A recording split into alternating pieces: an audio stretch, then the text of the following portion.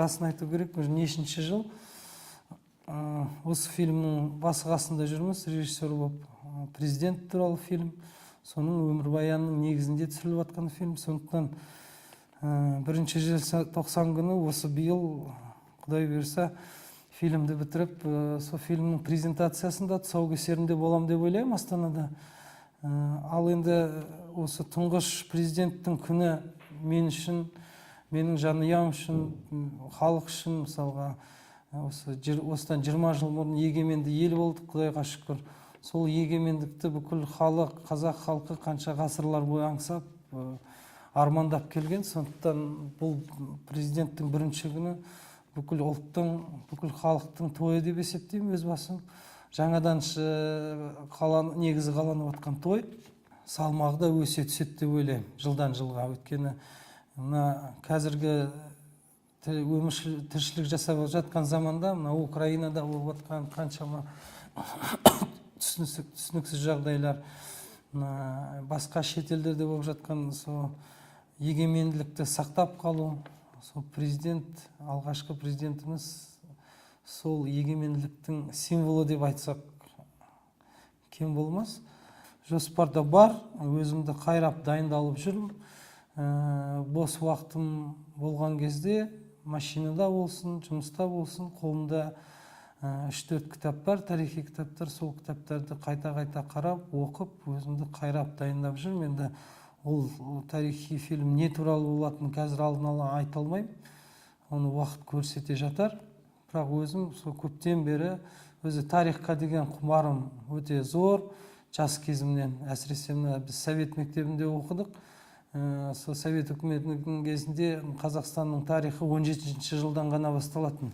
17-ші жылға шейін қазақ халқында тарих болмағандай. Сондықтан сол кезде, балалық кезде туындаған күмән, сол тарих рас па, өтірік па деген сұрақтарға ізденіс, сол сұрақтарға жауапты 15-16 жасымнан бастап өзім іздеп, оқып, қалай болған, біздің ата-бабаларымыздың мемлекеттігі болды ма, болған жоқ па, не себептен сол егемендіктен айырылып қалдық деген көп сұрақтарға жауапты сол тарихтан іздейсің. Шынын айту керек, Совет заманының 70 жыл ішінде бүкіл тарихымызды әбден бұрмалады. Оның алдында Ресей империясының құрамында болған кезде Петрдің заманынан бастап бүкіл тарих Карамзиннің арқасында жаңадан жазылып шыққан. Тек қана Ресей империясы емес, сол империяның астында, боданда қалған халықтардың бүкіл тарихын жоққа шығаруға тырысты. Бірақ Құдайға шүкір, ақыл, ой, сана тек ата-бабадан қалған қан бар. Совет заманында тіршілік жасаған кездің өзінде зиялы қауымға қарап, жазған кітаптарына қарап, ой, осындай халықта егеменділік, елдік болмаған деген күмән көп болды. Сол күмәндарға жауап тарихта бар. Сол тарихтағы жауаптарды енді кино экранға шығару керек. Шынын айту керек, біз өз тарихымыздың алдында әлі үлкен қарыздармыз.